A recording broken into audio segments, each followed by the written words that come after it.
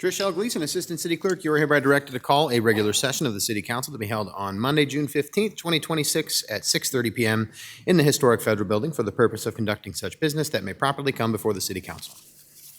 Good evening and welcome to a regular session of the Dubuque City Council for June 15th, 2026.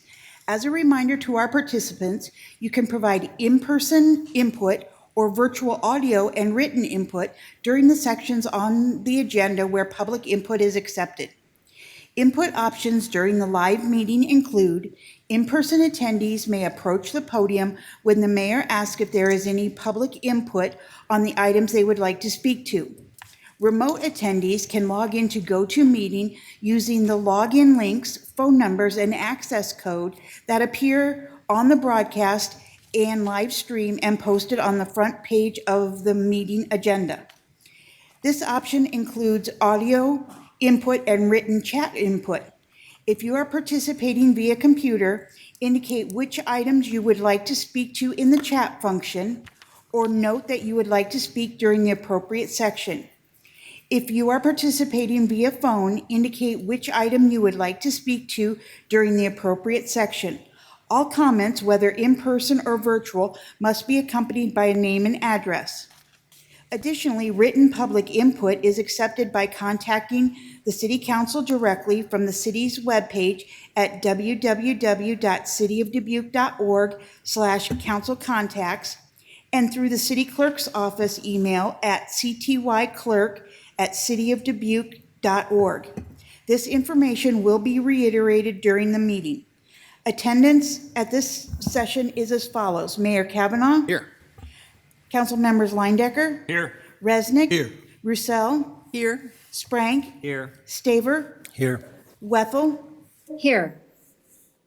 Assistant City Manager Burbach. Here. And City Attorney Brumwell. Here. Mayor Kavanaugh, I'll turn it over to you for the Pledge of Allegiance. Thank you, Trish. I invite all who are able to please rise and join us for the Pledge of Allegiance. I pledge allegiance to the flag of the United States of America and to the republic for which it stands, one nation, under God, indivisible, with liberty and justice for all.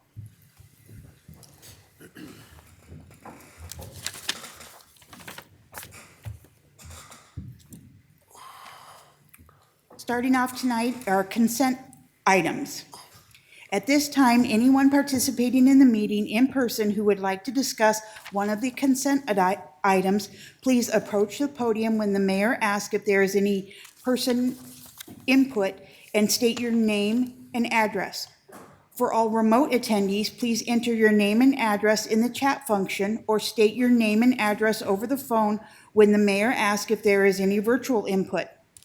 If more than one participant would like to speak, then city staff will determine the speaking order. Please state the item you would like removed from the consent agenda for separate discussion and consideration. Consent items can be found on pages 1 through 7 of tonight's agenda. All right, thank you, Trish. Do we have anyone who would like to remove any of the consent items for separate discussion this evening? Seeing no one here. I'm like, wait, there first, and I'll come back to you. Yep. Anyone virtually? No. Okay. All right. Yeah, Mr. Leindecker, go for it. Number 12. Number 12. All right. Any others from the desk? Okay. Mr. Mayor, Yes, Mr. Resnick. I move to receive and file the documents, adopt the resolutions, and deal with the consent items as recommended, except for number 12. Second. Got a motion by Resnick and a second by Roussel. Trish, would you call the roll, please? Staver. Aye. Leindecker. Aye. Sprank. Aye. Wethel. Aye. Resnick. Aye.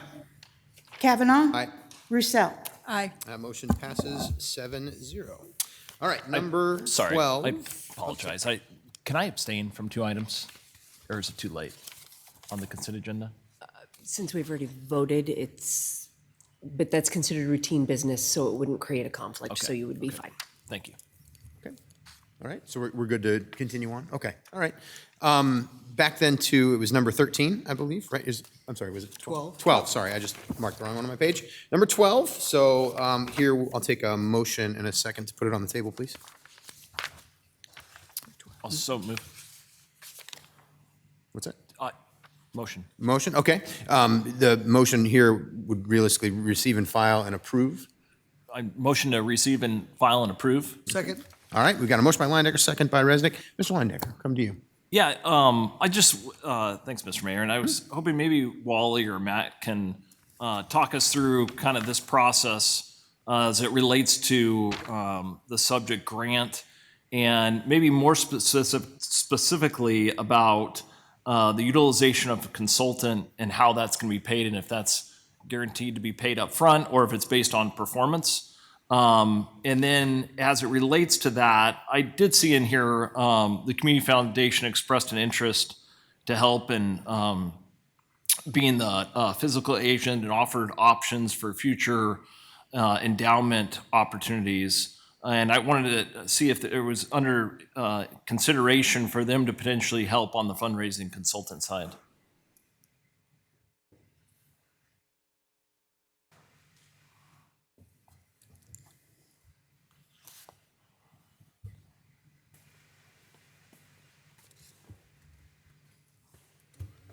I'm lost there on my packet, so I'm looking on my phone. Good evening, Mayor and City Council members. Wally Ware, my Planning Services Director. So yes, this is kind of that step in that stage where we did a historic structures report, received funding through the Jeffress Foundation as part of that, and we've been communicating with Jeffress to take on a challenge grant through their organization. And as part of that, we're been invited to submit an application, which is what's before you tonight, would be the letter that would go on to them, asking us to be able to participate with that in order to help pay for a considerable amount of the work that needs to be done on the Eagle Point Park Pavilions, the Alfred Caldwell property. So as part of that, there is a fundraising component that's associated with it, and we've been working with a consultant in order to, we went out, did our request for quote, received a consultant, in order to look at helping providing some of that funding, that additional silent raising of the request for the 1/3 of the requirement for the funding. And then we've been working with the Community Foundation. They've expressed some interest with regards to helping support the city, working directly with that partner in order to help some of the fundraising components associated with it. So the fundraising component that we're working with is not a local firm, and it's Chris Olson, who's worked with multiple projects, especially with Four Mounts and the other associated with it, and has experience working with fundraising. Felt that we really needed a local person to help involve with that, and that's where conversations have been involved with the Community Foundation and some others that have been associated with it. So in the current budget, in the Parks Department budget, there's funding for a consultant over the next 3 years. It's a multiple year fundraising campaign. And as part of that, for each fiscal year, there's a small portion that's budgeted in the Parks Department to help pay for the consultant fees for that as we move forward with the fundraising for that. So it's ultimately the consultant, it's not paid on performance, it's actual hard costs that we'll be covering upfront. Based off of what we have in the budget, I don't know, do you have any questions with regards to that? So once we get approval to move forward, we'd ask for that actual physical dollar amount that's associated with it. So until we actually get invited and approved for it, then we'll have that conversation. Is it going to be a percentage or is it going to be a dollar amount associated for the cost? So, Okay, yep. okay, thank you. Yep. So, Mr. This is a great opportunity, by the way, I just want to say. So it's something that's definitely needed, especially with the historic structures report, and to be able to be invited to even apply for this, it's amazing. So, sorry. Okay, thanks, Wally. Yeah, I was just hoping that you'd give us an overall, now, so the Jeffress Family Foundation Capital Grant campaign would help us to pay for these costs. And we're going to match that a bit with with some fundraising. But if we don't get that, hopefully we'll be invited and then we can get involved with that challenge grant. Then it's actually going to cost us more if we don't get this help with this funding. Is that correct? Correct. It's a 2-to-1. So for every dollar that Jeffress provides, we're required to come up with $2 for that. So for the total cost of the project and what we're asking for with the budgeting, the funding, and then also doing the fundraising. That's why we have multiple years for the fundraising. Typically what you'll do is they're going to pay for 1/3 of it. We'll go through a silent phase where we'll go out, work with the consultant, with the donors, and then once we receive that 2/3 and remaining, then we'll go to the public for additional funding. A lot of times the consultant says this is kind of a smaller ask. It's about $2 million as opposed to some of the larger asks that are being brought before the community with regards to that. So there's some ample opportunity, especially for such a nationally significant property. One of the things that we're looking at doing is applying to the certified local government, which is what we're part of as the Historic Preservation Commission, to apply for a grant in order to get the park listed as a national significance. And then we'll be able to apply for a Save America's Treasures grant. So it's not only just asking for physical dollars from donors, it's actually assisting with applying for additional grants that could be leveraged as a match as well, too. So. It sounds like we're bringing everything to bear against this problem of beautifying and making Eagle Point Park the trophy really that it is, and we love it, and this is part of the plan to get it to that higher peak. Yeah, and this is a great partnership with the Parks and Rec Department and the Planning Department. Chris Olson she's lights out when it comes to historic preservation and doing these types of things. She's the one that made the communication with the Jeffers Family Foundation, working for the Save America's Treasures grant. There's even some additional grant money that we can apply for too. So, Thank you, Mr. Mayor. Any other questions or discussion on this item? All right, motion here. Thanks a lot, Wally. Oh, please, yeah, go ahead, Ms. Wethel. Thank you. Wally, I just thought maybe I would ask you to comment. Is it correct to say that we actually received a Jeffers Family Foundation planning grant just to do the planning for this step? Is that right? Do I remember that correctly? Yep, that is correct. Yep, so we received that Jeffers Family Foundation grant for the planning grant, which helped pay for the historic structures report. And then that next step was to apply for and move forward with the challenge grant. So we had to. It's a different process that you normally would see. It's ask, they'll report, come back, and then they'll invite you to have an opportunity to apply. So they're pretty excited about this project, especially being the nationally significant Alfred Caldwell and the Eagle Point Park Pavilions in such a prominent location. And the upper Midwest is where the Jeffers Family Foundation is based out of, Wisconsin area. So. Well, I think it's an appropriate time to congratulate you and all of the city staff on exceptional work just to get us to the place in which we were invited to apply for this. And so I would be in full support. Thanks so much. Thank you. All right, motion here is to receive and file and approve. So Trish, would you call the roll, please? Staver, Aye. Leyendecker, Aye. Sprank, Aye. Wethel, Aye. Resnick, Aye. Kavanaugh, Aye. Roussel. Aye. Motion passes 7-0. Next on the agenda are items to be set for public hearing. We have 6 items. Item number 1, assignment of development agreement with Gronin Development, Inc. to Fifth and Main LLC. 2, issuance of not to exceed $50,000 water revenue capital loan notes for the planning and design of the lead water main replacement project. 3, well number 7 rehabilitation phase 3 project. 4, Dubuque Fire Headquarters bunk room remodel project. 5, proposed second amendment to the development agreement with Kenseth Hospitality Company, Inc., which has additional public input added to the agenda. All these requests are asked to be set for July 6, 2026. Mr. Mayor, Giselle? I move to receive and file, adopt the resolutions, and set the public hearings for July 6th. Second by Sprang. Got a motion by Roussel, second by Sprank.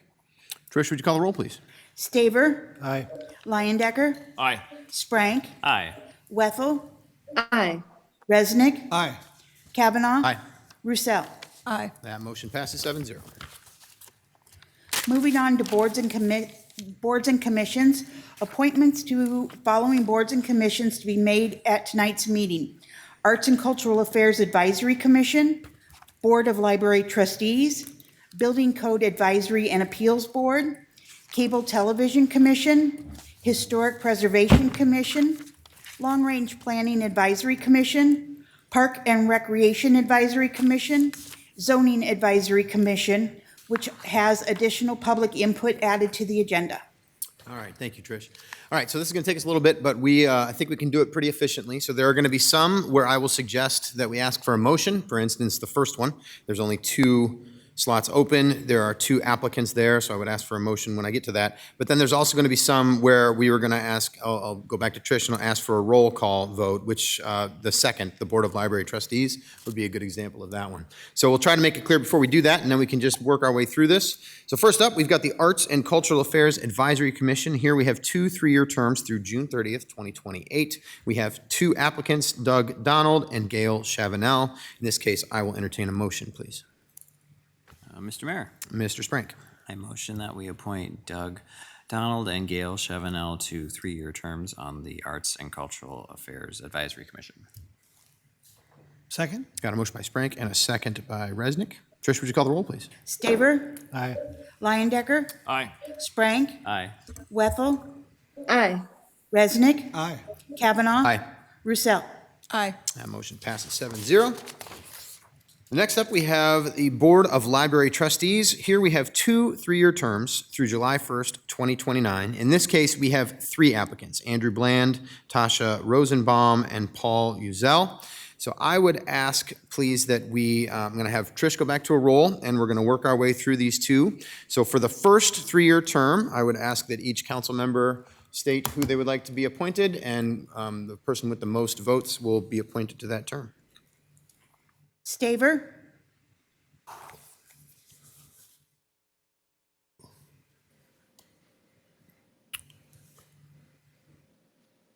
I'm sorry, I'm missing the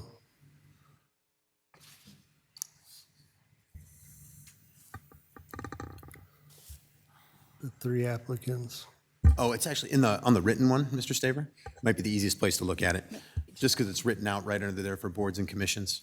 So all 3 names are listed right there.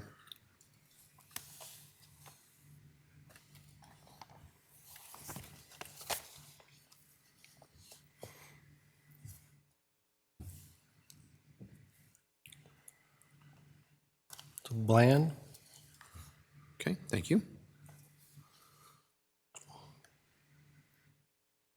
Next up. Leyendecker, Sorry, we were saying who we would like to vote? Okay, thank you. Yep. Bland and Rosenbaum. And for the first one, we just do one name. Oh, So you all right. pick a name and then like the first Okay. one, and then we kind of winnow it down from there. Yeah. Yeah, I know. I think this might be the first time we've actually dealt with this many applicants with you guys near the council, so it's okay. Yeah, we'll just, so your vote Bland. is Bland. Okay, thank you very much, Mr. Leyendecker. Sprank, Bland. Wethel, Dr. Andrew Bland. Resnick, Andrew Bland. Kavanaugh, Andrew Bland. Roussel. Andrew Bland. All right, so Andrew Bland is appointed to the first term there. All right, so now we're going to go on to the second term, so we'll do the same thing. So each of us will choose the person we would like to appoint to that particular term. Trish, call the roll, please. Staver, Rosenbaum, Leyendecker, Rosenbaum? Sprank, Paul Uzel. Wethel, Paul Uzel. Resnick, Rosenbaum. Kavanaugh, Tasha Rosenbaum. Roussel. Paul Uzel. All right, so in that case, Tasha Rosenbaum is appointed to the other 3-year term for the Board of Library Trustees. Okay, next we have the Building Code Advisory and Appeals Board. Here we have 1 3-year term through January 1st, 2027. We have 1 applicant, Rod Schumacher. So in this case, I will entertain a motion, please. Mr. Mayor, Mr. Sprank. I nominate Rod Schumacher for 1 3-year term on the Building Code Advisory and Appeals Board. Second. Got a motion by Sprank, second by Roussel. Trish, would you call the roll, please? Staver, aye. Leyendecker, Aye. Sprank, Aye. Wethel, Aye. Resnick, Aye. Kavanaugh. Aye. Roussel. Aye. That motion passes 7-0. Next up, Cable Television Commission. Here we have 3 3-year terms through July 1st, 2029. Here we have 4 applicants, Georgina Guerrero Galvin, Scott Goddard, Pauline Maloney, and Ron Tigas. So in this case, we're going to have to do the roll call 3 times to make sure that we get everyone through. So we'll take the first here, please. Staver, Goddard, Leindecker, Galvin? Sprank, Galvin. Wethel, Tigas, Resnick, Galvin, Kavanaugh, Galvin. Roussel. Galvin. All right, so Georgina Guerrero Galvin was appointed to the first term. So now we'll move on to the second term, please. Staver, Goddard, Leindecker, Goder?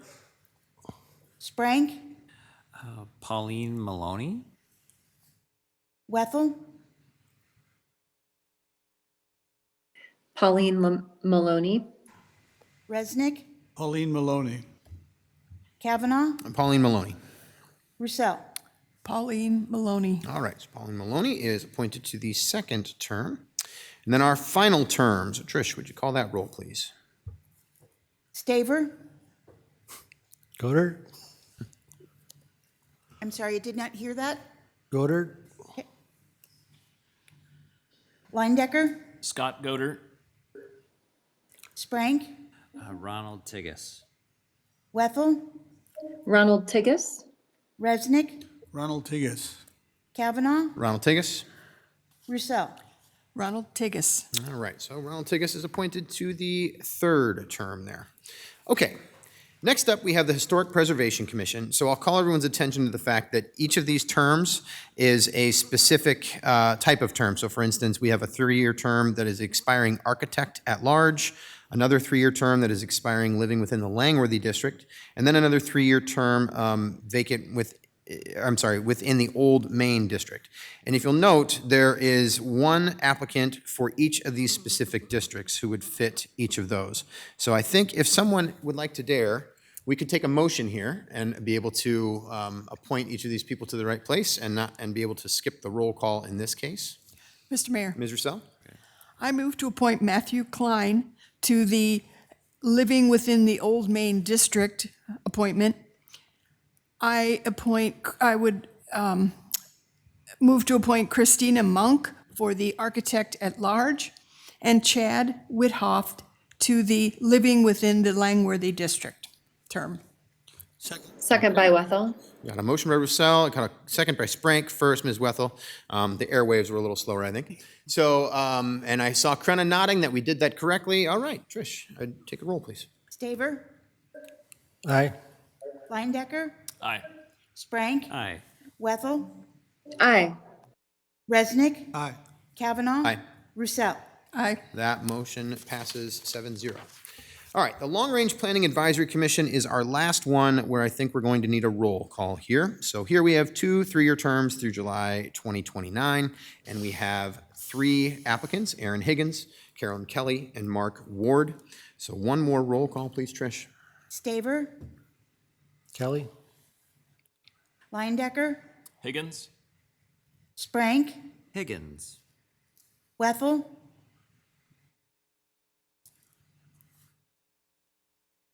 Kelly, Resnick, Aaron Higgins, Kavanaugh, Aaron Higgins.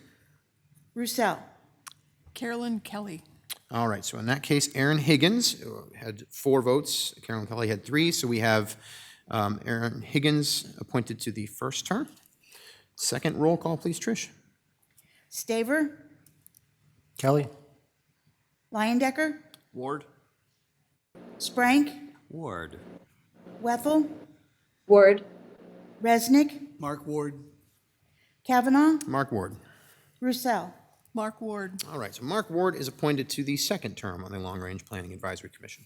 All right, 2 left here. Parks and Recreation Advisory Commission, 2 3-year terms through June 30th, 2029, and 2 applicants, Ron Axtell and Robin Kennecker. I will entertain a motion, please. Mr. Mayor, Mr. Sprank. a motion that we appoint Ron Extel and Robin Kinnegar to their 3-year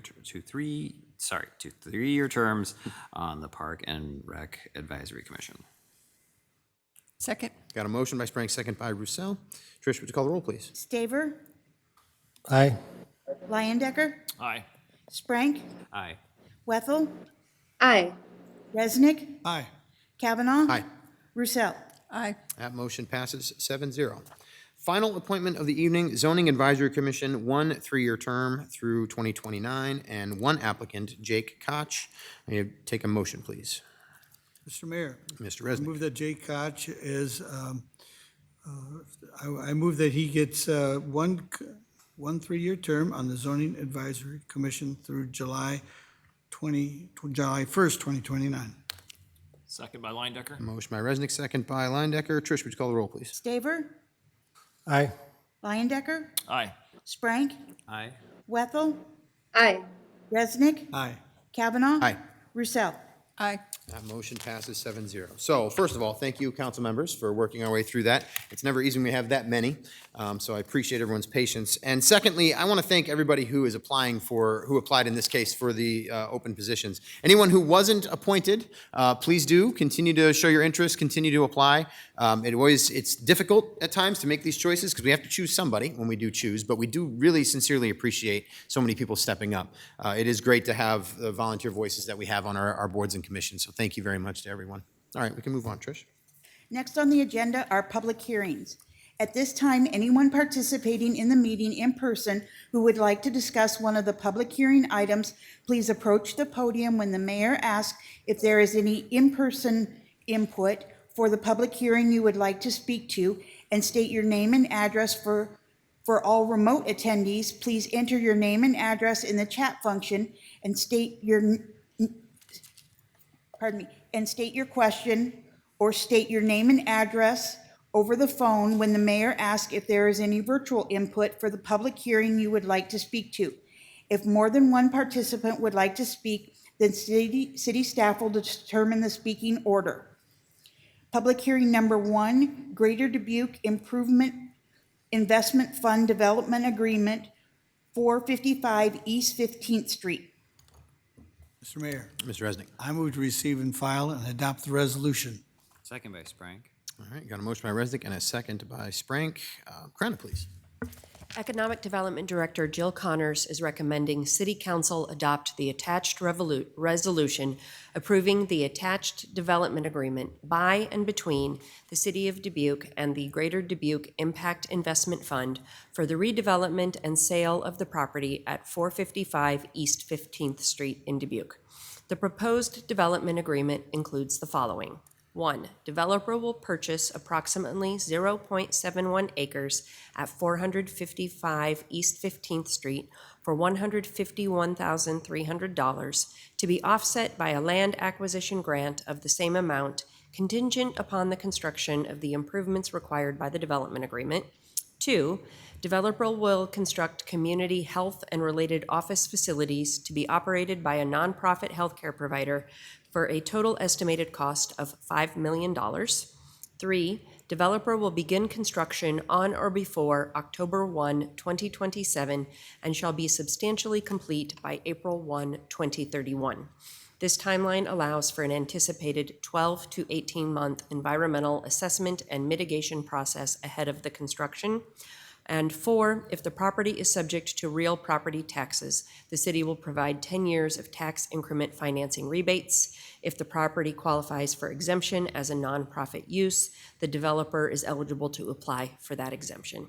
I concur with the recommendation and respectfully request mayor and city council approval. All right, thank you, Krana. Well, we're in a public hearing to consider a development agreement with the Greater Dubuque Impact Investment Fund for the development and sale of property at 455 East 15th Street. Do we have anyone here in chambers to address us on this item this evening? Seeing no one here, anyone virtually? No? Okay. All right.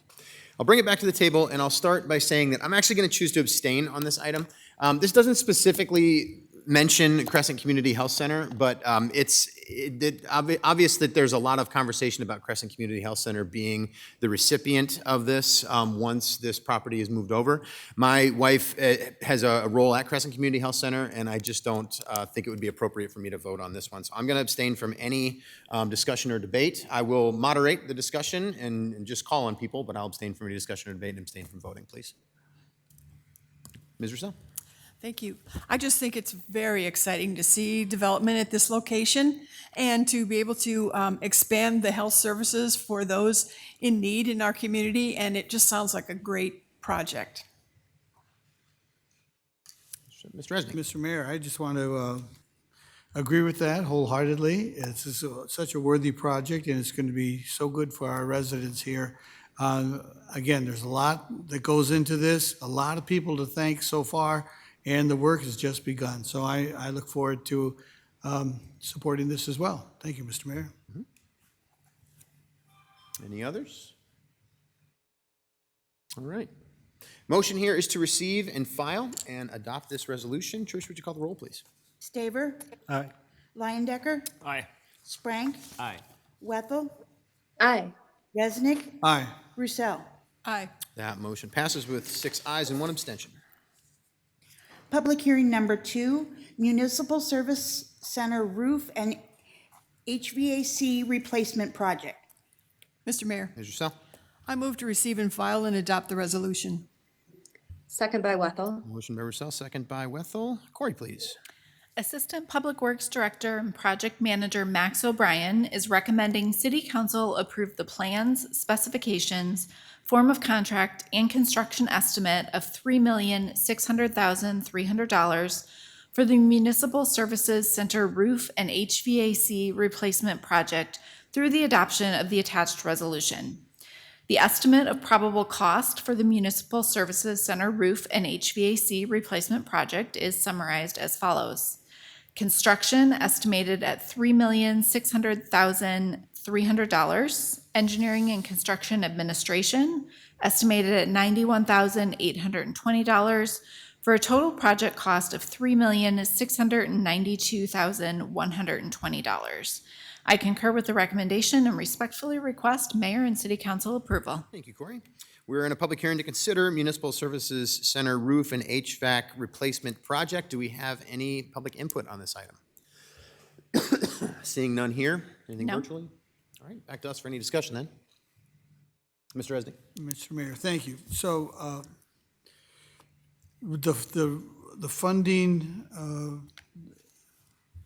the funds are coming from our own capital budget. Is that where this is coming from? Do we have any grants or how is this being financed? Public Works Director Ariel Swift speaking. So yes, this would come from current CIP budgeting. HVAC and the roof were both budgeted, but with the PVC type material that's going to be put on the roof and the oil that goes into that, we did see an increase in estimated costs, but there have been other savings and other projects that we've identified to help cover. Now, this is just based on the estimate. We'll be able to give more concrete numbers on where we would be able to pull those, or if we need to do some sort of budget adjustment through that process at a later date, once those bids come back. I see, thank you. It's all, I enjoy looking at the numbers here and the estimate of what we have here as $3,600,300. I don't know how the $300 got in there, but I'm sure it's you put it all together. I'm sure there's a sheet somewhere that has all the individual things to add up. Yes, so that estimate came from Origin, who is the contracted engineer for the project. Okay, great. And then, so we haven't put it out to bid or anything? Correct, not yet. Okay, so this is just starting. And we're hoping to finish it this season? Okay. Fingers crossed. Okay, great, thank you. Thank you, Mr. Mayor. Thank you very much, Ariel. Okay, motion here is to receive and file and then adopt this resolution. Trish, would you call the roll, please? Staver, Aye. Liondecker, Aye. Sprank, Aye. Wethel, Aye. Resnick, Aye. Kavanaugh. Aye. Roussel. Aye. Motion passes 7-0. Moving on to public input. At this time, anyone participating in the meeting may address the council on an action item on the agenda or on matters under the control of the city council. For all in-person attendees, please approach the podium and state your name and address when the mayor asks if there is any in-person input. For all remote attendees, please enter your name and address in the chat function or state your name and address over the phone when the mayor asks if there is any virtual input.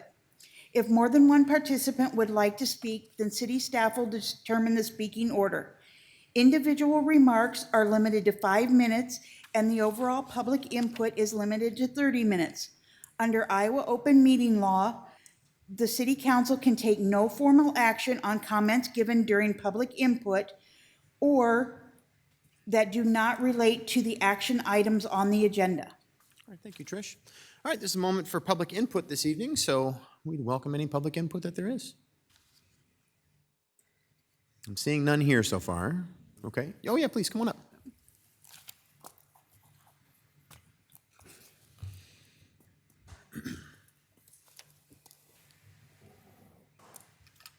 Good evening, City Council members. I'm just here as a concerned citizen with this data center coming into the Dubuque area. This data center will affect a lot of homes, more cancer into the environment. It's going to put my house at a zero. I will not receive any money out of my home if I ever try to sell it, because when I open up my front windows, there is a data center right there. I'm worried about the water intake. It's going to affect my wells, so I'm not going to have that drinking water, I feel. The electricity currents that's going to be out there. I lost my husband 8 years ago to brain cancer, and I'm just concerned. We have had lost 3 people so far on our road with brain cancer or other cancer due to, we feel that it's the power energy that's out there right now that Alliant and ITC have at this moment. So I'm just going to voice my concerns and sleepless nights, worried what's going to happen.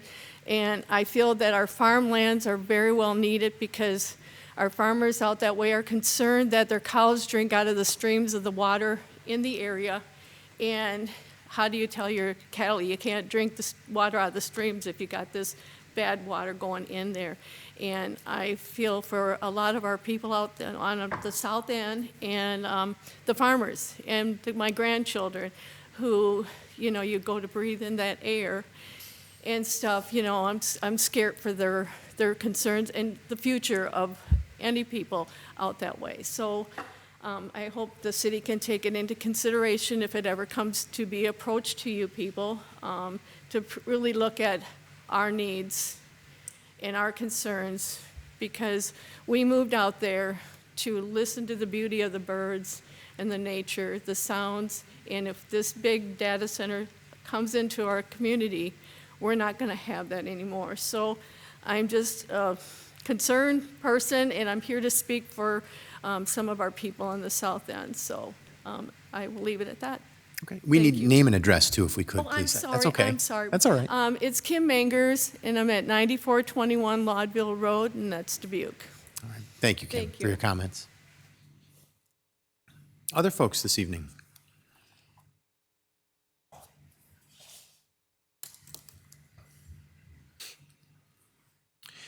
And the desk does move. If it's easier for you to see us, I know, I always want to mention, but Wally's going to come help you real quick. There's a little button there that actually moves the desk, so Wally's right behind you. That moves it all the time. Yeah, it's usually Wally's fault that it's pretty high, so. Thank you, Wally. My name is Mary Beth Decker, and I live at 9111 Laudville Road, Dubuque, Iowa. I'm here with Kim, basically, and we do have a lot of concerns out there. And I want to read you a little bit of what my concerns are.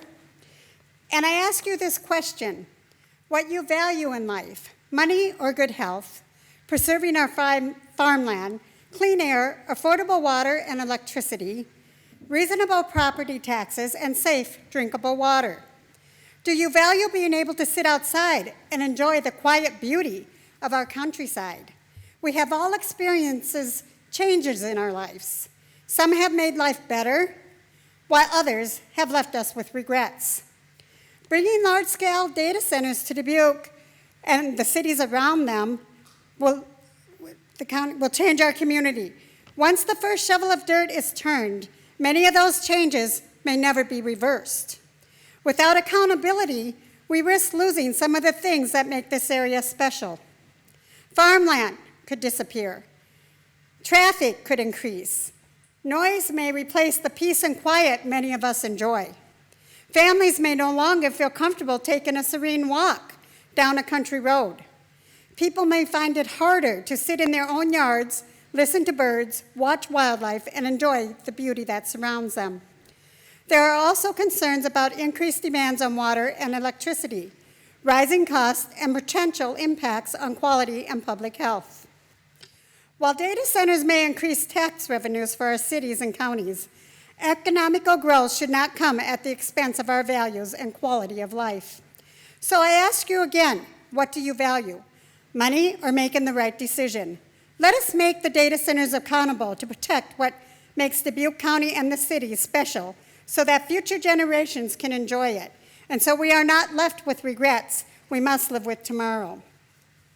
These are the concerns from the citizens of Dubuque County and surrounding cities. We would like to be involved in the future of making decisions on this, and we also ask you to please be aware and take these into account when talking about anything relating to this. Thank you. Thank you, Mary Beth, for your comments. Anyone else? All right. Thank you for that public input. Anyone virtually? There's not. Nothing? Okay. All right, we can move on to action items, please. Next are action items. Action item number 1, fiscal year end June 30th, 2025, annual comprehensive financial report. Mr. Mayor, Mr. Resnick. I move to receive and file and view the presentation. Second by Spring. Motion by Resnick, second by Sprank. I'm coming to. Yep, come to Corey, me go ahead. first. Chief Financial Officer Jennifer Larson and Finance Manager Brian DeMoss are transmitting the fiscal year 2025 annual comprehensive financial report.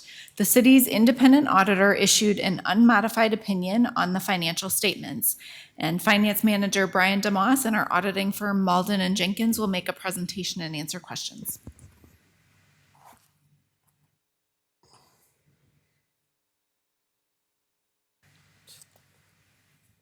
Once it comes up. I think it's booting up. Yeah, there we go. Good evening, Mayor and City Council. I'm Brian DeMoss, Finance Manager from the Finance Department, and I'm here to discuss the 2025 Annual Comprehensive Financial Report. So when we're looking at this report, we want to look at what is an audit and what does it provide. An audit is an exam and verification of the city's financial records, processes, and accounts. Specifically, the statements presented in the ACFR. So those include the government-wide statements, fund statements, and a whole lot of other information included as well. As it shows on the screen, it's to ensure that local government is in compliance with all applicable legal provisions as well. Some of the benefits: it provides a professional opinion on the statements themselves and the financial condition of the city. It provides reliable financial information to various users of the financial statements. One specific example is our people that purchase our bonds annually. They definitely review the report. The auditors will also provide recommendations to strengthen our management and our efficiency if they do see something that we could improve, and it ensures compliance with legal provisions as well. So the second piece of the audit, there's a financial audit, which looks at the statements. There's a compliance audit. The auditors also perform this. It is for compliance with various legal provisions, with grants and financial operations as well. So our audit results. David Irwin is on the phone, and he's going to talk about the audit results. All right. Well, good evening, everyone. Again, my name is David Irwin, and I'm with Malden Jenkins. I was the partner who oversaw this year's audit of the city's financial statements, and I certainly appreciate the opportunity to be here with you all this evening to discuss the results of this year's audit. Again, as Brian mentioned, he'll be discussing some of the financial statement highlights, so I certainly don't want to steal any of his thunder. But what I wanted to do is to provide you all an overview of our independent auditor's report, talk about the results of the 2 compliance reports that we issue in conjunction with the audit, discuss some information that the auditing standards requires that we communicate to you all, and then last but not least, to answer any questions that you all may have. Now, the financial statements themselves, they are the responsibility of management and members of council. As your independent auditors, our responsibility is to express an opinion on these statements. We conduct our audit in accordance with generally accepted auditing standards and government auditing standards. And again, I'm happy to say that we are issuing a clean or unmodified opinion on this year's report. This is what you want. This is the highest level of assurance that we can provide your external auditor. What this means is that, in our opinion, the financial statements are considered to be fairly presented in all material respects in accordance with generally accepted accounting principles. And, more importantly, if I'm in your shoes, this report provides council and management confidence that the financial information presented in these financial statements can be used as a reliable basis for informed decision-making. Again, as I mentioned earlier, as part of the audit, there are 2 compliance reports that we also issue. The first of which is the single audit report. Again, a single audit is a compliance audit that is required when an entity spends over $750,000 in federal funds during the year. The city had around $41 million in federal expenditures in FY25. As was the case with the financial audit, we are issuing a clean or unmodified opinion on the single audit as well. The second compliance report that we issue is called the Yellow Book Report. And this report evaluates the city's internal controls and your compliance with various laws and regulations. And again, very good news here. We noted no audit findings. So therefore, there were no significant deficiencies or material weaknesses identified during our audit procedures.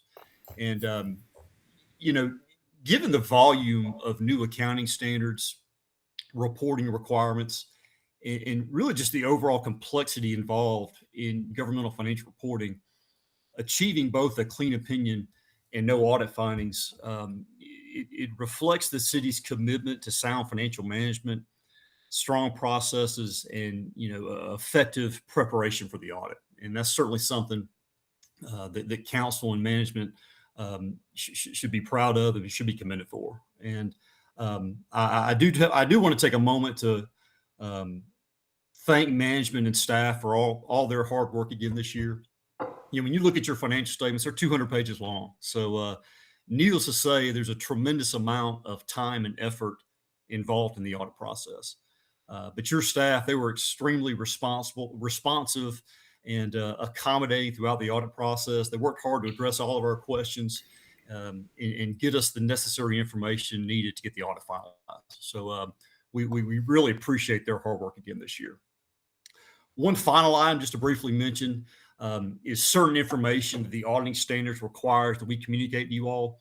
In addition to the clean opinion, no audit findings that I mentioned earlier, we receive full cooperation from management and staff. There were no disagreements with management on any accounting issues or financial reporting matters. There were no significant issues discussed with management that would have affected the financial statements. There were no uncorrected misstatements. And again, we are independent of the city as required by government auditing standards. And our independence is what gives this report credibility. If we weren't independent, the opinion in this report wouldn't matter. And with that, I'll pass it along to Brian to discuss the financial statements in more detail. I'll certainly stick around to answer any questions that you all may have. But again, thank you all for the opportunity to be of service to the city. And we look forward to working with you all next year. All right. As we can continue, when we look at the annual certified. Hey, Brian, could you go a little closer to the mic there? We're having a little trouble hearing you. Yep. Thank you very much. Yep. Okay. So when we look at the ACFR report, as David mentioned, it's 200 plus pages. So there is a lot of information there in the report. So these are the key sections, and we're going to highlight some of them later on in this presentation. So we have the introduction. Next up is the financial information, which includes the auditor's report that we just discussed, the management discussion and analysis, the government-wide financial statements, the fund statements, the notes to the financial statements, supplementary information, the stats section, and the compliance section. So 2 of those items have asterisks next to them, because in my opinion, if someone was going to pick up the report and say, what should I look at? Those are the 2 sections that I would say you would want to look at, is the management discussion and analysis and the notes to the financial statements. So in the management discussion analysis, it's a discussion of the city's financial performances during the fiscal year. And so some highlights of the financial information include net position increased to approximately $773 million for all city funds. The business type revenues increased by approximately $10 million. Governmental expenses increased by $5.8 million. And that was because of additional development costs, street maintenance costs, and additional employee costs. After that, there's an overview of the financial statements. So this includes fund information, debt information, budget information, et cetera. Next up are the financial statements. So the first couple are the government-wide statements. So this is a broad overview of city finances split between governmental funds and enterprise funds. These are all listed using the full accrual accounting, meaning that long-term debt and capital assets are included in governmental funds. Next, we have our fund statements. So in those governmental funds, it's on the modified accrual basis, which means it does not include certain long-term items, including fixed assets and long-term debt. These include the general fund, debt service fund, and capital project funds. The next set of statements are the enterprise funds, which are the same as government-wide. They're full accrual, so they include long-term debt, fixed assets, and those funds are sewer, water, and stormwater, et cetera. So when we look at just the general fund is the main operating fund outside of the enterprise funds for the city. So our unassigned fund balance was 42.9% of general fund expenditures. Revenues increased in fiscal year 25, and this was specifically related to interest income and charges for services. Expenses also increased related to capital assets. So the next section we want to kind of look at is the notes to the financial statement. As I mentioned before, this is one of the key areas if you were going to look at the entire report to really focus in on. This provides details and discussion of each financial statement line item. So if you wanted to know more about cash or debt or fixed assets, you would go to the notes and it would provide a lot of information for you. Within the notes, there are several key notes, which include Note 1, which outlines the city's accounting policies and processes and how we kind of put this whole report together and how we do different things. 2 other ones, as I've talked about a little bit, are Note 6, which is capital assets. So that includes all of our equipment, building, and infrastructure that we have here at the city. And then Note 7 includes long-term debt. So it provides a breakdown of each type of long-term debt and the overall balances of that debt. And lastly, in the back of the report is the compliance section. As David mentioned, within that, our auditor's report were clean audit reports included in there. As David mentioned, the schedule of federal awards, which gives a detailed listing of federal dollars spent by grant. And then other findings, which is findings and information related to the state compliance audit as well. So lastly, I need to give a big thank you to everyone that assists with this report. It's not just the finance department. It's all departments contribute in different ways, provide us information. So we're really thankful for that. In addition, I want to thank some individual people from our department. This year, Nathan Kelleher and Caitlin Heiderscheit have been a great asset to this process, so I want to thank them individually. And then the department as a whole this is a big team effort, so thank you. All right, well, thank you, Brian. Now, and also, David, thank you for your comments there during the presentation. Let me just also say thanks to everybody. I think that anytime you go through an audit every single year, it's a big undertaking, and I think we recognize that. But none of us that aren't really in it really know the time and effort that goes into it. So thank you for that and all you're doing with that. I think I want to open with a question, and David, this is going to be for you, I think. So one of the, first of all, I can appreciate that this is a clean audit. Sounds like, we had no issues or anything like that working with staff. But one of the things that came up during our budget hearings was some concerns from community members about administrative overhead charges. And I was curious from your perspective, if you can provide us with any perspective from your view as the auditor, in terms of, what that means for, I heard the term accounting policies and practices, for instance, throughout this discussion. And, just in terms of accounting policies and practices, I mean, is this something that, did you recognize any red flags or concerns that you have about any of that administrative overhead charge practice that we have as a city? Or I guess any insight you can provide to us would be helpful for us. Sure, yeah. Our firm audits 800 governments throughout the country, and every government allocates share costs differently. There's no single GASB standard that requires one specific allocation methodology. Common allocation methods that we typically see could be direct labor hours, number of transactions processed, utility customers served, budget size, operating expenditures, fixed percentage allocations, or a hybrid approach using multiple allocation bases. Many governments use a simplified allocation methodology because it's practical, it's understandable, and it can be consistently applied from year to year. The methodology used is fundamentally a management and governance decision. Our role as your auditor is not necessarily to determine the optimal allocation method, but rather to evaluate whether the resulting financial information is, again, fairly presented in accordance with generally accepted accounting principles. So again, to answer your question, there was nothing that we saw during the course of the audit that raised any concerns based on how you all are allocating this cost. Okay, thank you. That's helpful. I'll open it up to everybody else for discussion. Mr. Staver? I guess the way you answered that question makes me wonder. So it sounds more like you don't evaluate the legal, I guess, the legality of the policy that we have.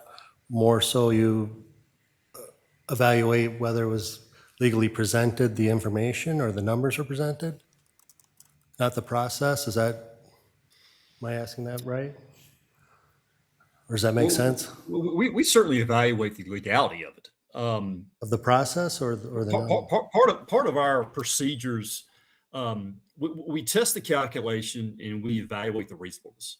As far as testing the calculation, typical procedures that we do, we recalculate the allocation, we test the mathematical accuracy, we verify those amounts charged to make sure that they agree to the underlying accounting records, and we also test the consistency from year to year. From a standpoint of reasonableness, we don't test whether it's perfect. There's no perfect audit. That's not what an audit does. But we evaluate whether it's reasonable, it's supported, and it's consistently applied. So from an audit standpoint, the audit question is, do these allocations cause the financial statements to be materially misstated, which it does not. We don't answer the question of would another allocation model be better. So again, like I said earlier, we see all kinds of different allocation methods, and the method that you all use, we see that with numerous governments that we audit. I guess I'm still a little unclear.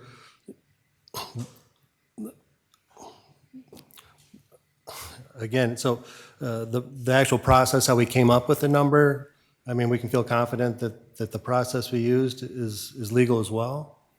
Because kind of to Brad's point, there was kind of a couple people that mentioned they saw some issue there, and kind of wasn't here at the time. So David, we're going to our city attorney for the answer to that question, quick.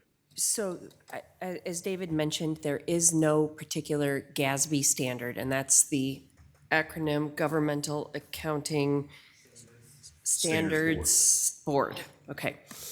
So there is no standard that says this is how governments have to do it.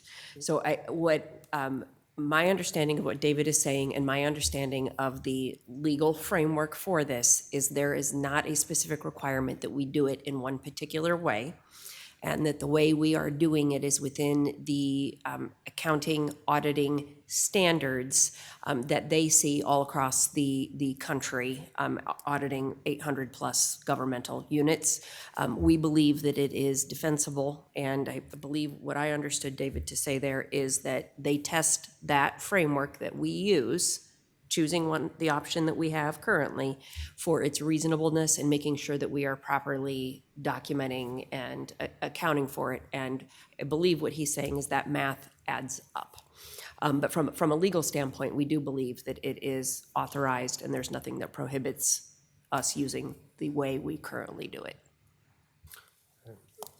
I guess, so during the comments that were made that Brad was referencing, you know, it felt like the question was how we got to those, or are we checking all the boxes in terms of our legal obligations to get to the numbers? I guess it feels like he's saying the numbers don't pose a legal issue, but how we came up with them. Do they audit the process, or they just audit the numbers? And you make sure our process is legal, and then. Correct. I mean, we've deemed we see no legal issue with the process. So from a financial audit standpoint, we're then looking at the numbers to make sure that, again, we verify that those amounts charged agree to the accounting records and is consistent from year to year, as well as, again, testing mathematical accuracy and recalculating those allocations. And so if there's still a question of whether you, for example, wanted to consider other options, you do have that. I think there would be a number of different ways that could legally be done, and that would be something, a decision for you as the body would have to make. Yeah, no, Correct. I understand that. You know, I just, like I said, there was a little bit of a question there, and you weren't here, and I thought, yeah. If I'm understanding it right, it seems like he's making sure the numbers match the percentages we set, but how we came up with those numbers or those percentages we want to use is kind of on a different vein, so to speak, that we have to analyze ourselves. So a clean audit. Yeah. The method that you all use, determined to use, is a management decision and a governance decision. Okay. So the percentages we set, you're saying it's clean in that the numbers all line up with the numbers we said they should line up with. There's no red flags in that way. Correct. Okay. All right. Thank you, David. And again, reasonable professionals can disagree regarding the most appropriate allocation methodology, which sounds like that's the issue here at this point. But as your external auditors, our job is just to make sure that the method that you chose is appropriate. And again, we do our audit procedures based on the allocation method that management and council have chosen to use. All right. Any others? Mr. Landick? Yeah, Mr. Mayor. A few questions here. The airport construction fund on page 74 of the audit, in those dollars that are unallocated at this point, is that, or I guess a couple things is, one is, and I see the footnote that, we'll have to take that up at the next budgeting discussion, but are those, is that liability there? Is that attributed to the runway construction that's occurring, and we anticipate to get funds from the federal government, or how does that, what do we know what that's attributed to?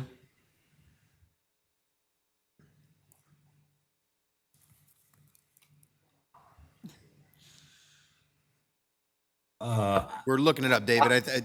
Jenny's looking it up here. Okay.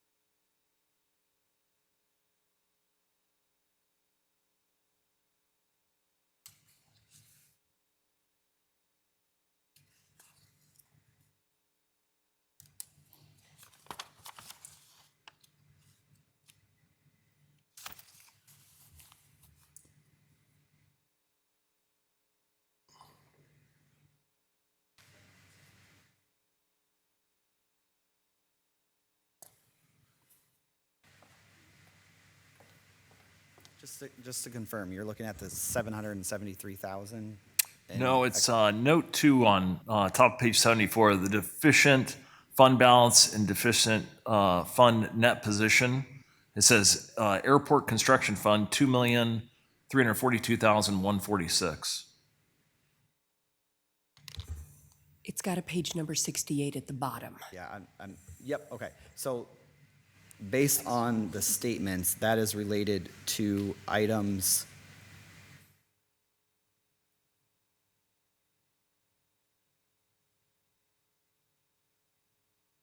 Sorry, this isn't the best way to look at it.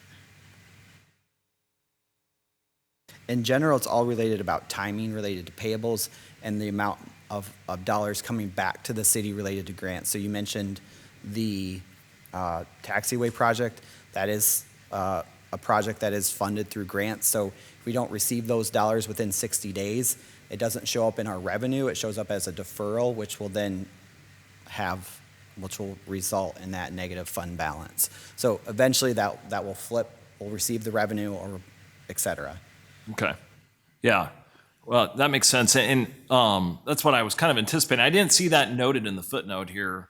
And so, especially when we're looking at deficits and how we're going to cover some of these deficits, I think it would, maybe this is more for David, but I think it would be helpful to have those allocations or indication of those allocations just versus just a transfer to the fund. We can move on though. The other question I had for David was, David, how did you, I didn't see anything really in here, maybe I probably missed it, given it's 210 pages, but about controls, just overall testing of controls, and you felt like they were appropriate?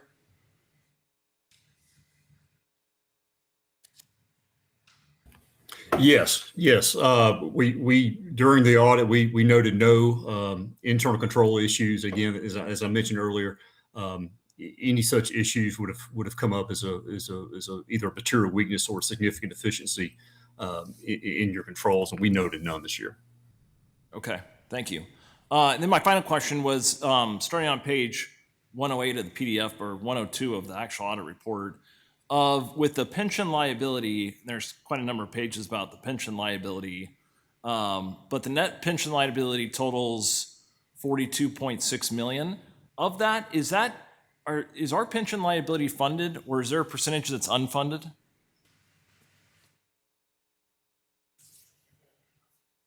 So with the pension liability, it all comes back to either IPERS or municipal fire and police. So when we record that liability, it's a percentage of the entire liability related to those two entities.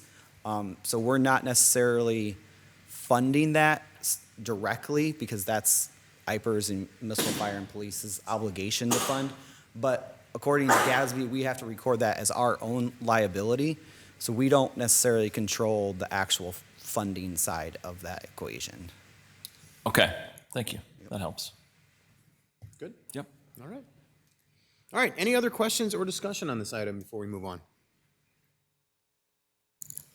Okay. Well, David, thank you for being here with us. We appreciate it. Brian, Jenny, thank you for your assistance with this too.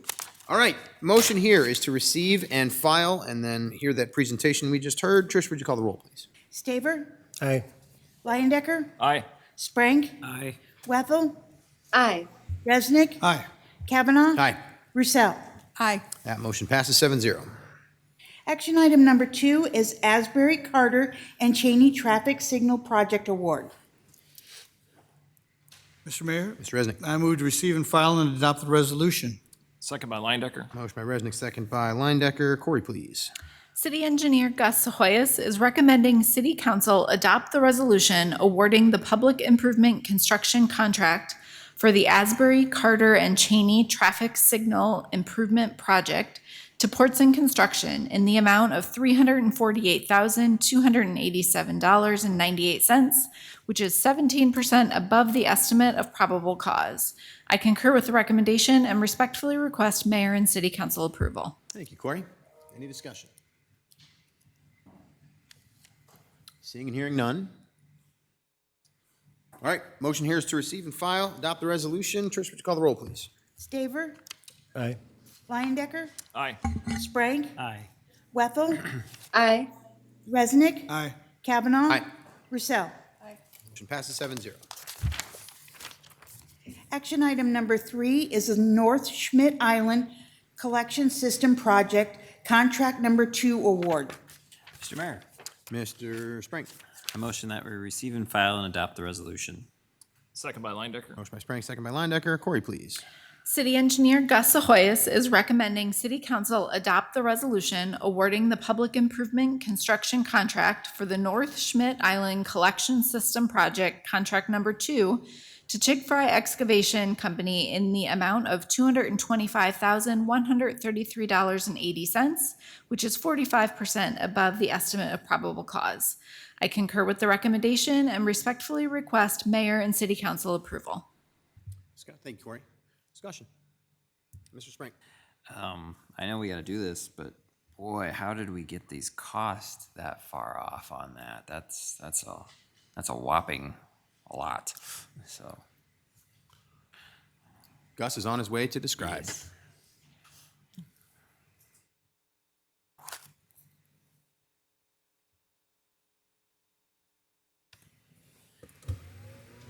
Good evening, Gus Ahoyas, City Engineer. We had 2 bids on the project. They were pretty comparable, $225 and $243. I think a lot of it had to do with the timetable that we were allowing the contractor. They had like a 2-week window between now and the first festival. Want to get this work done, and construction costs are real expensive right now. All the materials have gone up substantially the last 4 or 5 years, and we've probably underestimated it, the cost for the materials. Mr. Mayor? Yeah, just real quick, and I'll mention, we have a number of action items that are over the estimates, but then later, we actually have a few that are under the estimate too, and I think that we're kind of bouncing back and forth.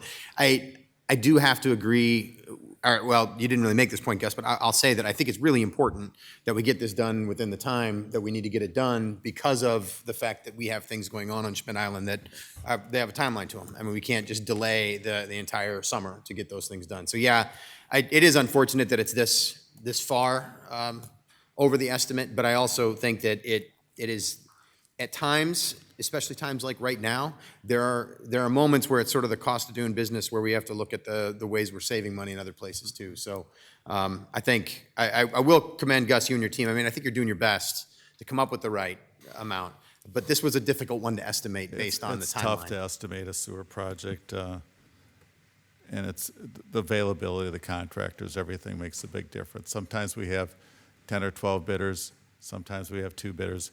But the fact that they're pretty close, they're within $25,000 of each other, we think we probably got the best price we can based on the circumstances. Yeah, that's a good point. Thank you. Mr. Resnick, go ahead. You answered my question. All right. You answered it, so did you. Thank you, Mr. Mayor. Perfect. We have any others? Thank you. All right. Well, thank you very much, Gus. Appreciate it. All right, motion here is to receive and file and adopt the resolution. Trish, would you call the roll, please? Staver, Aye. Leyendecker, Aye. Sprank, Aye. Wethel, Aye. Resnick, Aye. Kavanaugh. Aye. Roussel. Aye. Motion passes 7-0. Action item number 4 is Southwest Arterial US 52 ITS Corridor Project Award. Mr. Mayor, Ms. Roussel. I move to receive and file and adopt the resolution. Second? Motion by Roussel, second by Resnick. Corey, please. City Engineer Gus Ahoyas is recommending City Council award the public improvement construction contract for the Southwest Arterial US 52 ITS Corridor Project to Eastern Iowa Directional Drillers LLC in the amount of $1,593,173.08 through adoption of the attached resolution. I concur with the recommendation and respectfully request Mayor and City Council approval. Thank you, Corey. Any discussion on this one? Mr. Resnick. Does it say how it compares with the estimate? 11%. 11% below based on the staff memo that we received. All right, great. Thank you very much. All right. Hearing no other discussion, motion here is to receive and file and adopt the resolution. Trish, would you call the roll, please? Staver, Aye. Leyendecker, Aye. Sprank. Aye. Wethel. Aye. Resnick. Aye. Kavanaugh. Aye. Roussel. Aye. Motion passes 7-0. Action item number 5 is Greyhound Park Road Water Main Loop Project Award Construction Contract. Mr. Mayor, Mr. Resnick. I move to receive and file and adopt the resolution. Second by Sprang. Motion by Resnick, second by Sprank. Corey, please. Water Department Director Christopher Lester is recommending City Council adopt the resolution awarding the Greyhound Park Road Water Main Loop Project contract to Eastern Iowa Excavating and Concrete LLC of Cascade, Iowa, in the amount of $204,993.75, which is 29.5% lower than the estimate. I concur with the recommendation and respectfully request Mayor and City Council approval. Thank you, Corey. Any discussion? All right. Motion here is to receive and file and adopt the resolution. Trish, would you call the roll, please? Staver. Aye. Leyendecker. Aye. Sprank. Aye. Wethel. Aye. Resnick. Aye. Kavanaugh. Aye. Roussel. Aye. Motion passes 7-0. Action item number 6 is off-premise sign regulations moratorium extension ordinance amendment. Mr. Mayor, Ms. Roussel. I move to receive and file, and further move that the requirement that a proposed ordinance be considered and voted on for passage at 2 council meetings prior to the meeting at which it is to be finally passed be suspended. Second by Sprang. Motion by Roussel, second by Sprank. Corey, please. Planning Services Director Wally Warnemont is recommending City Council approval to extend the temporary building permit moratorium until January 31st, 2027. This extension will provide additional time to complete the review and update of the Unified Development Code, ensuring that proper changes are thorough and reflect community feedback. I concur with the recommendation and respectfully request Mayor and City Council approval. Thank you, Corey. Discussion on this one. Yeah, Mr. Staver. Yeah, I think I mentioned this last time we extended this. I mean, we're coming up on 2 years that we've pretty much shut this whole industry down from expanding anywhere.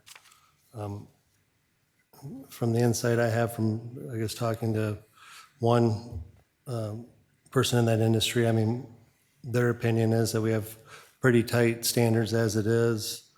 I think to hold up a whole industry like this, another additional 6 months, I think, we owe it to them to maybe push this one, figure this one out before the rest of the UDC and get these guys back in business.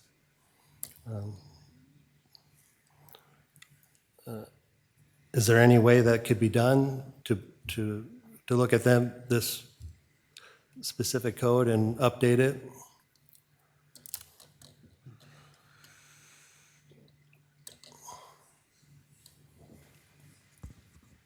Good evening, Mayor and City Council. Wally Werma, Planning Services Director. So with regards to the off-premise residential signs, so we did a lot of survey work, information that came back with that.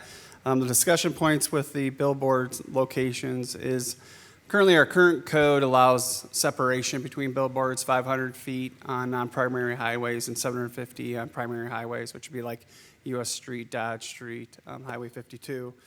We also have some sign corridors, specifically along our freeway corridors, scenic byways that are associated with it. So some of the feedback that we received with regards to it is separation from schools and cemeteries and parks and other cultural sensitive areas. Currently, right now, we only have it from historic districts, 100 feet with regards to that. So we could look at moving that one forward and having that conversation. What we're hoping is when we take through the Unified Development Code and we have that broader conversation discussion, that we'd have more opportunities for it, but we could take that specific portion through. We would amend it for the current Unified Development Code, and then we would just incorporate those regulations in the total update. That makes sense? Yeah, that makes sense. We just talked about, updating the historic preservation ordinance with regards to the demolition permits. That's something we can move forward specifically on it to get this one moving on a little bit further, if that is something that the City Council chooses to do so. Well, I think since we keep extending it, it suggests we never intended to hold them up this long in the first place. Yeah. The sign portion is very comprehensive. We're looking at a complete rewrite of our entire sign ordinance. But just the very specific portion with the billboards, we can definitely have those conversations and move it forward on that, so. We have received some inquiries from the billboard industries. It's for new billboard locations, so we did have a request for an existing billboard to be replaced. It met the separation requirements. They were allowed to do so. This would just be for new placement of billboards that meet those requirements, so.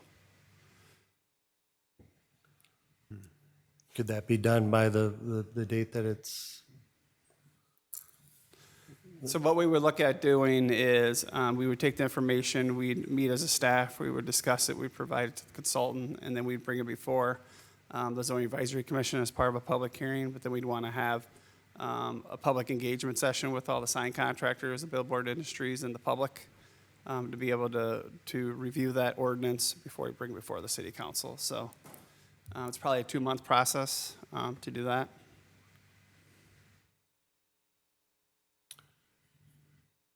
So we're not going to meet July 1st for sure. Before July 1st? Yeah. Because that's what it's extended to currently, right? Yeah, currently, yeah, that's, yep. Okay, thank you. All right, other discussion? I'm going to come back to Mr. Staver's point here. Anybody else? Yeah, Ms. Russell. I would be in support of trying to get this moving forward to reduce the impact on our businesses so that they can keep moving forward. What date?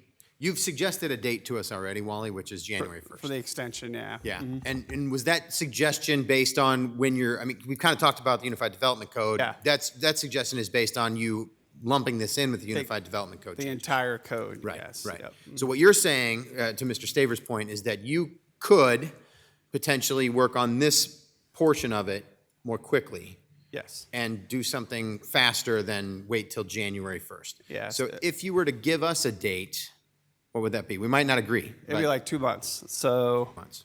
so we'd look at doing a text amendment. We'd want to do the outreach to the sign industry, this just specifically about billboards, portion of it. Yeah. And then we have to take the zoning advisory commission for the public hearing, and there'll be a text amendment that come before the city council. So, the zoning advisory commission meets the first Wednesday of the month. Okay. We won't make that July deadline, so we're going to be pushed off into the August. So it'll be August, and then after August, then it would go on to the second meeting in city council in August. So that second city council meeting date in August is when would be the earliest. Does that make Yes, sense? Granite? I was just going to say that if the direction provided to staff is to bring this back quicker, you could do the moratorium ordinance as is, and when they bring that back to you for adoption, we could do a repeal of the moratorium at that time, so it would go away whatever date they adopt the new one or the updated version. So we could essentially make those things happen back to back as almost simultaneously as we could. We could do that, but we could also amend the motion and set a different date.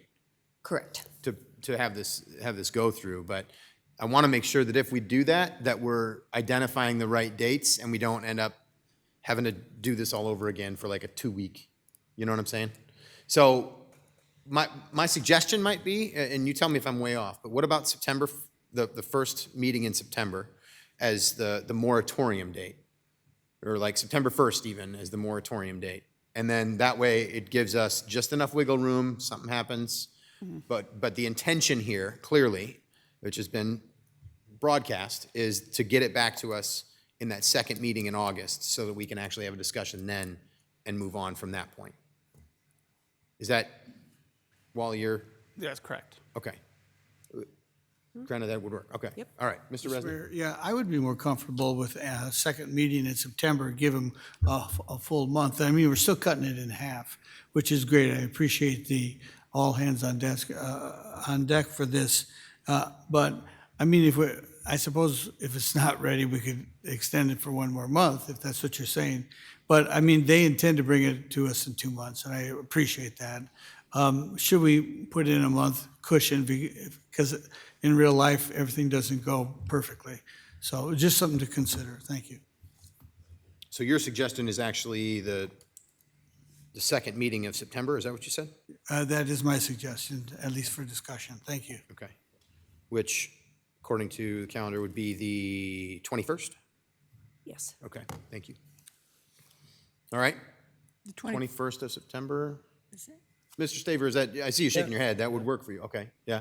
I think there's general agreement here, and Wally, thank you for making the offer. I think that, I know it's extra work, but at the same time, it has been extended. This has been a long one. So it makes sense to try and work a little more quickly if we could. So I appreciate your offer to do so, yeah. So Ms. Roussel, you made the motion, if you'd care to amend it. Okay, so I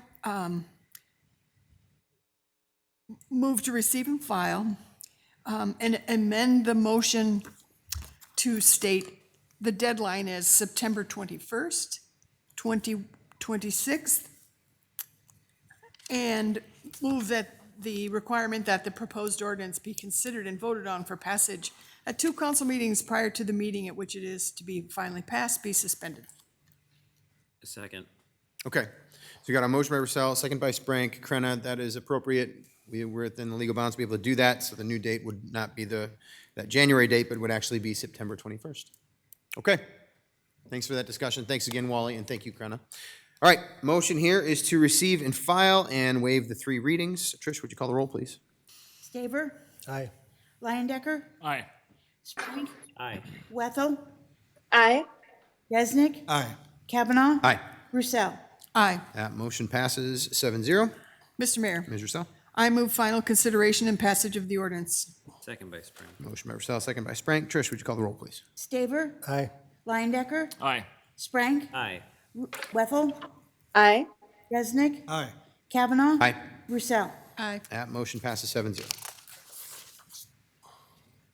Action item number 7, request to continue fire cost recovery ordinance to city council meeting in July. Mr. Mayor, Ms. Roussel? I move to receive and file and approve. Second. Got a motion by Roussel and a second by Resnick. Krenna, is this you? Yep. Okay. As you know, a proposed fire cost recovery ordinance appeared on your agenda on May 18th, and there were a lot of questions and concerns about the ordinance as it was presented at that time, how it would be implemented. And so direction was given back to staff on how to address those issues and come back with a revised version. Staff has made significant progress on this, but the contract with the vendor also has to be amended to account for the ordinance changes, and we're still working through that. There was a meeting actually this morning where they were continuing to work on that. So we are asking for just a little more time, and we're being a little less specific, saying that we will bring it back to you at one of your July meetings, depending on how the negotiations on the contract go. So that's what I am asking for tonight. I think it's a very realistic and fair ask, so thank you for your work on it and everyone who's working on it. Any further discussion? All right. Motion here is to receive and file and approve that. So Trish, would you call the roll, please? Staver, Aye.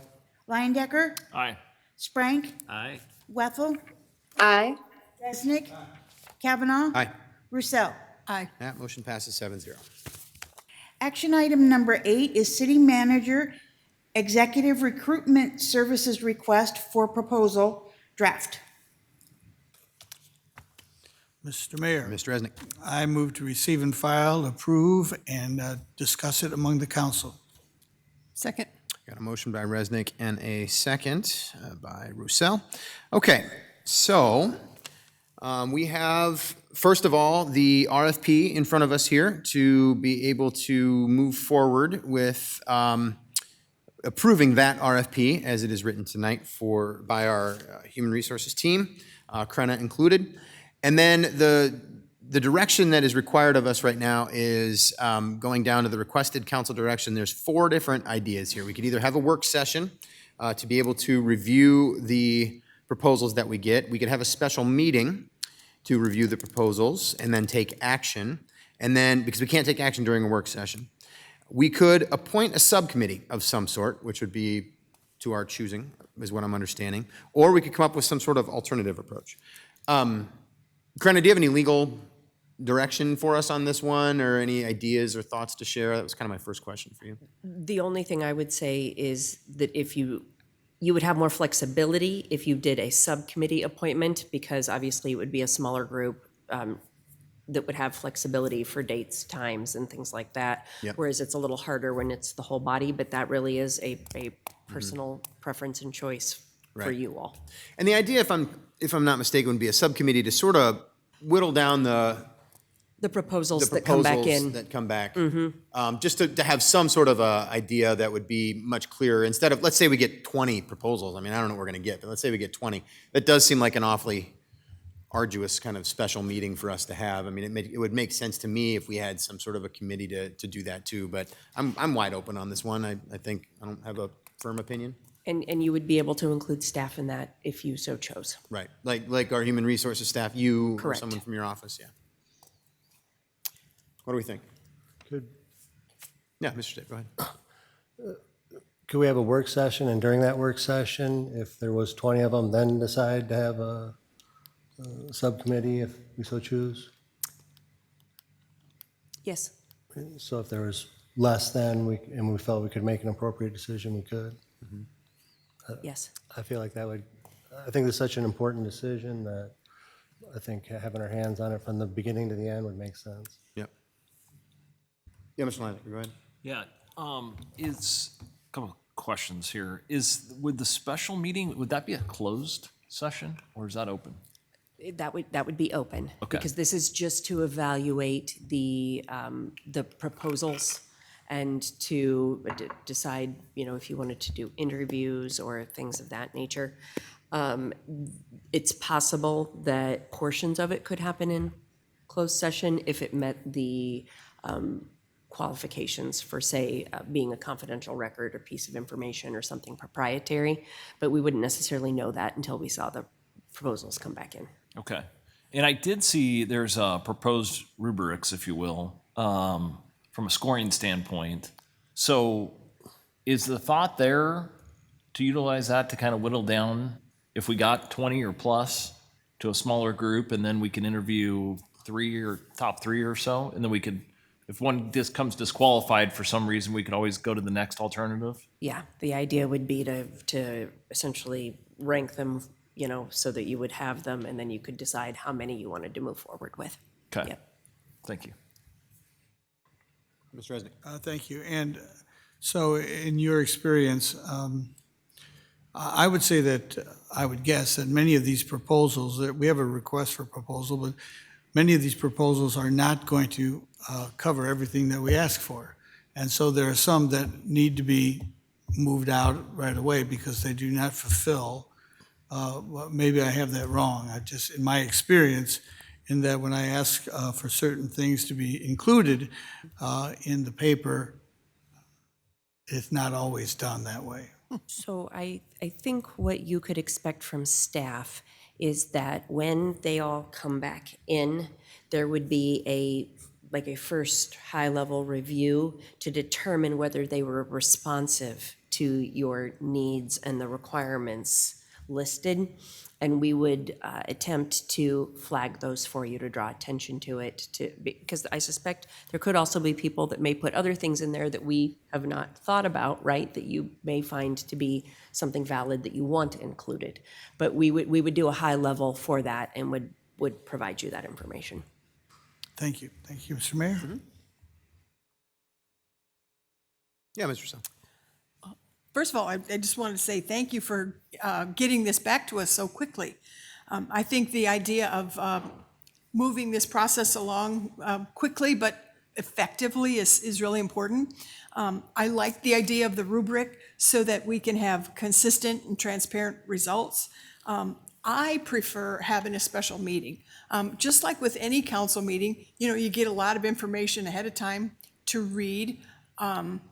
And then be able to have a conversation with all of us. We could all look through this rubric and say, come to the meeting with our ideas about, this one meets my expectations, this one doesn't, this one comes to the top, and be able to have that transparent conversation in the public setting so that we can quickly and efficiently and effectively pick the firm that's going to help us make this important decision. So I prefer the idea of a special meeting with all of us here, getting the information ahead of time so that we can come prepared to have a good discussion, like we do at any council meeting. That would be my preference. Thank you, Mr. Mayor. Thank you. Yeah, Mr. Sprank, go ahead. Yeah, I would echo the idea of a special meeting because who knows how long this discussion could go on for, and I would like to have as much time as available, not just, oh, we only have an hour for a work session, where it's like, we may need more than an hour, so. Thank you. Ms. Wethel, I want to come to you, make sure I hear from you too. Yes, I think on its surface, I would be in favor of the special meeting. My question for Council Brumwell would be, at that special meeting, would we then be able to review, discuss publicly, and vote? One concern I have is to ensure we are, as Councilmember Roussel said, just moving forward the process as efficiently but as informed as we possibly can. So at that special meeting, my question would be, would we be able to take action then at that meeting? Yes, so when we prepare the agenda, we could prepare the agenda with possible actions for you to take. So for example, that could be directing staff to set up interviews with 3 consultants to interview, whether that's by the entire body or if you decided to have it be a smaller group. But we would include that in the agenda to be as responsive as we could to the timeline and to just keep it moving. So that way you wouldn't have to have another meeting to take the action. We would combine it all in one. Thank you. Yes, I guess that is a piece of what we had discussed in reflection at our meeting when we said that we truly wanted to be involved at every level and have our fingers on each step of the process. I am in favor of not only holding a special meeting, but I believe moving forward, this decision, as impactful as it will be for the future of our city, I am in favor of having additional extra meetings as a council in order to ensure that we move this process forward efficiently, but also as a council, we are responsible for this hire. I take that very seriously, and I want to make sure that we do so informed. Thank you. Yeah, thank you. All right, so I'm hearing special meeting, Yeah. is what I'm hearing, for sure. Am I correct that the date that we're looking at, it says the city will post all answers on page 6, right at the top. City will post all answers to questions by July 15th, 2026. So so we would put the RFP out July 1. If we get any questions from those considering responding, we would put the questions back out for all who have received it by July 15th. I see. So that their deadline for submission to us would be July 22nd, Okay. 2026 at 5 p.m. And we have listed in here a tentative professional service agreement being on your agenda August 3rd. That's aspirational, that has flexibility. Because as you look at our timeline, we say firm selection and contracting July to August of 2026. So it does not have to be set in stone by the first meeting in August. We would have flexibility between that July 22nd and the end of August to get a special meeting on your calendar to review, Okay. interview, and make a selection. Okay. So more than likely, we'd be looking at a special meeting to really have this discussion sometime in August. Correct. Is what we're looking at. Okay, all right. So I think, normally when we do these special sessions, there are times where our executive assistant, Stephanie Valentine, can put the question out to council and test some dates for each of us. Rather than us sit here and do that with our calendars in front of everybody right now, how about we do that? We just have Stephanie test some dates, and then we can figure out what dates will look good in August to be able to have a special meeting, but we'll plan on an extra meeting in August for us to discuss these specifically. Does that work for everybody? Okay. All right. Great. Well, it seems like we are unified in this, so I don't believe there is anything further to discuss unless there's any concerns with the RFP itself. I didn't hear any, so we can put that out for, okay. All right, so that'll be free to send here based on this motion, which is to receive, file, and approve, and then get some direction on what we just decided for the special meeting. All right, with that then, Trish, would you call the roll, please? Staver, Leyendecker, Aye. Sprank, Hi. Wethel, Aye. Resnick, Aye. Kavanaugh. Aye. Roussel. Aye. That motion passes 7-0. Moving on to council member reports. It's not as late as it was last time, so if we've got any reports, still daylight out there, I see, so if there's any reports now, we can share them. Ms. Rousseau? Thanks. Well, of course, I'll start out with planting some trees at resident homes and schools through the Branching Out program.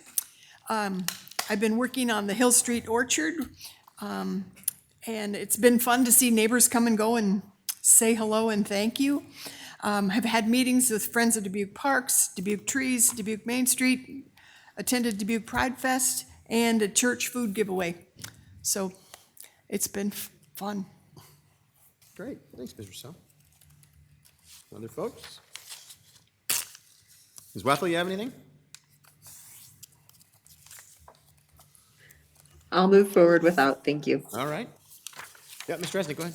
Mr. Mayor, I nominate you to talk about our trips, first of all, your own trip, and then our trip to Washington DC. Sure. I think you'll do a great job. All right, well, thank you very much. Yeah, Mr. Leyendecker, go ahead. I saw your hand. Go ahead. Same? Okay, all right.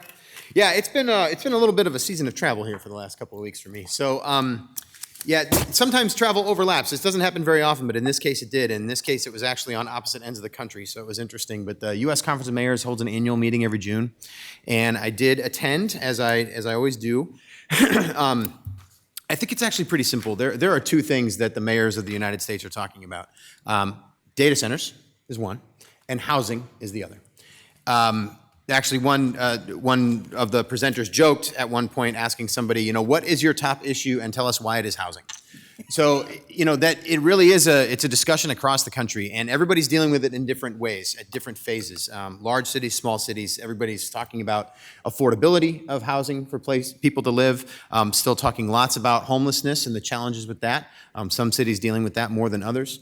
I think what I will say about that is what I learned when I went was that we have absolutely taken an appropriate focus on housing creation in the city of Dubuque. And I think our recent discussions of does that focus need to shift to talk more specifically about other types of housing or specific types of housing or even specific areas of the community, I don't think that's an inappropriate focus. I think our idea of shifting that based on our own personal needs is something that I heard a lot of other communities doing. So I think from a housing standpoint, we're right on track, and we need to keep thinking about it as we start to see lots of projects be completed, major projects that are gonna, I think the chances of bringing more people to Dubuque are very, very real. So we need to be prepared for that, and I think we're on good footing to do so. So that's what I would say about that. The data center discussion is an absolutely national discussion.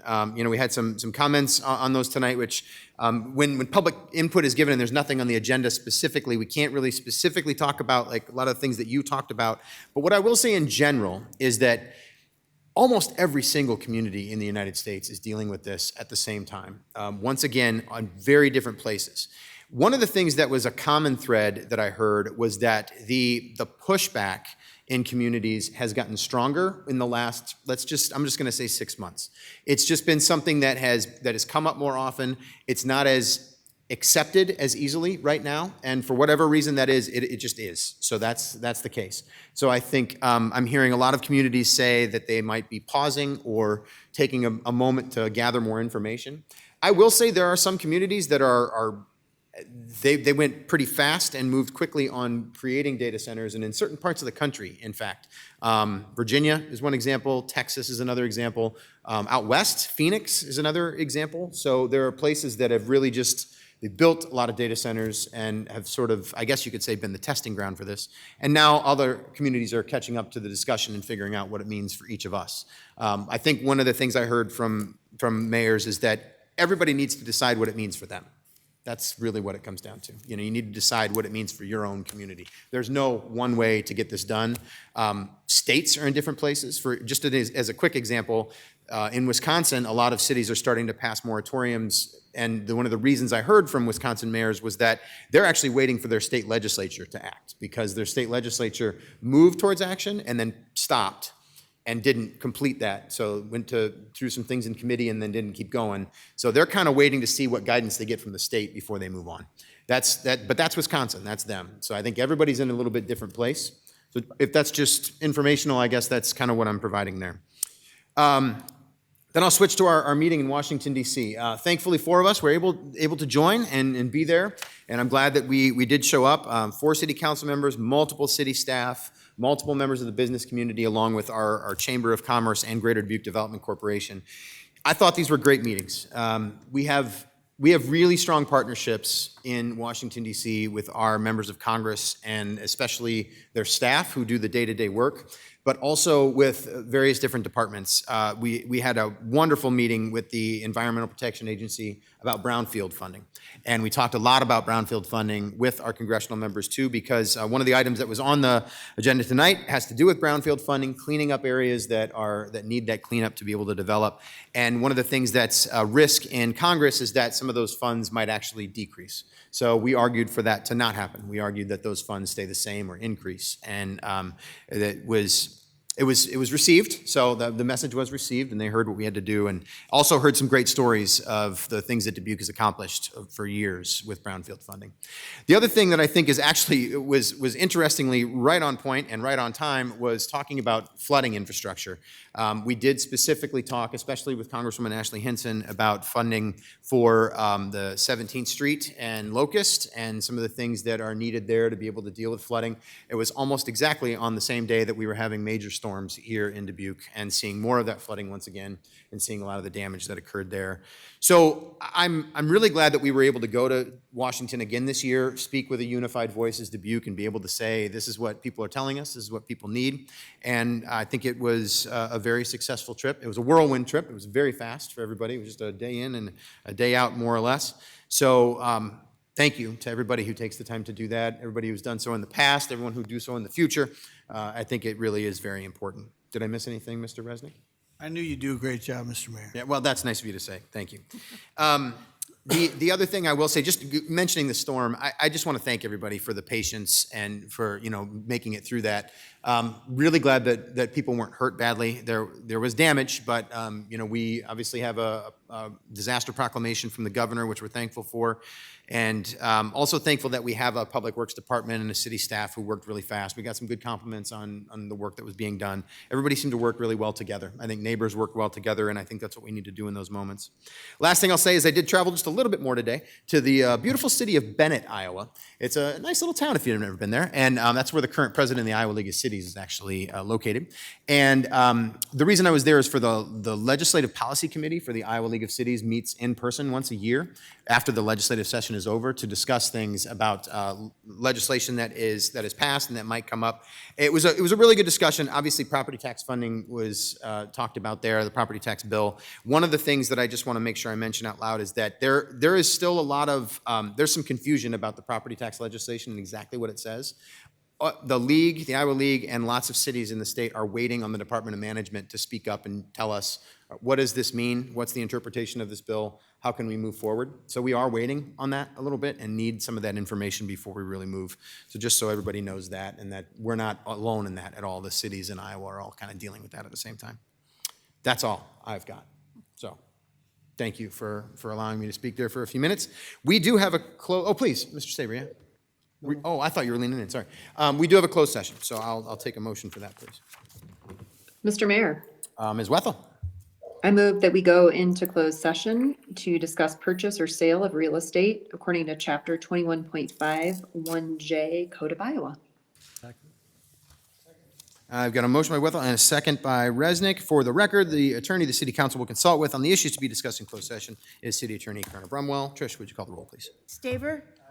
Leyendecker. Aye. Sprank. Aye. Wethel. Aye. Aye.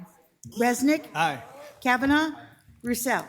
That motion passes 7-0. We are in closed session. Thank you, everybody.